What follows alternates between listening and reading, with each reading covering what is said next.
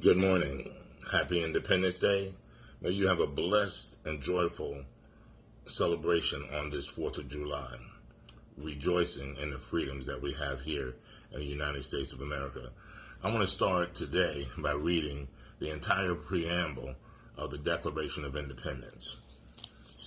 We hold these truths to be self-evident, that all men are created equal, that they are endowed by their Creator with certain unalienable rights, that among these are life, liberty, and the pursuit of happiness.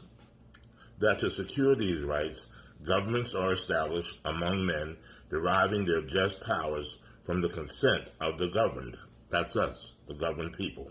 That when any form of government becomes destructive of these ends, it is the right of the people to alter or to abolish it, and to institute new government, laying its foundation on such principles and organizing its power in such form as to them shall seem most likely to affect their safety and happiness.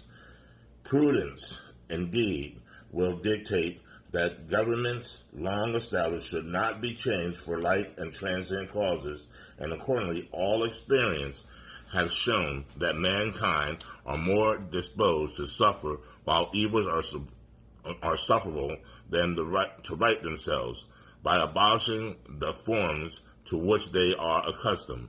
But when a long train of abuses and usurpations pursuing invaluably the same object of evidence designed to reduce them under absolute despotism, it is their right, it is their duty to throw off such government and to provide new guards for their future security. In Psalm 33, and verse 12, it says, "Blessed is the nation whose God is the Lord, the people he has chosen for his own inheritance."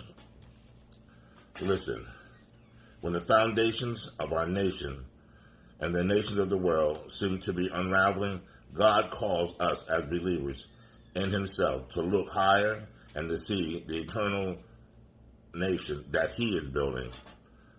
You can see in so many areas where everything seems to be trying to push God out. Like we don't need to have God in any situation. The governments of today that are ruling are abolishing most sacred things. One of the most precious things that they're abolishing is life. When we see that we have over 60 million plus babies that have been sacrificed, murdered, whatever you want to call it, it is definitely not the will of God. And I repeat, before I said God calls us. And when he calls us into a place of looking and honoring and paying attention to the signs around us.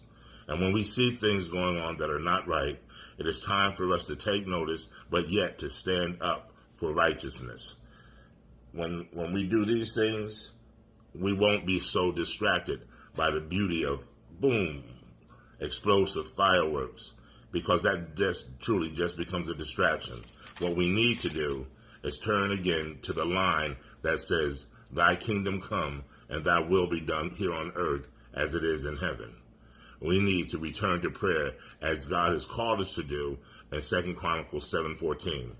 I'm always encouraging us in that area of prayer. Prayer is essential. Prayer changes things. We are indeed in need of great change. While we are yet celebrating and rejoicing in our freedoms, be careful. Be alert to the schemes of the enemy, that our freedoms are not taken away. God bless you. Have a fantastic day and a blessed life in the freedoms and the liberties that God has given us.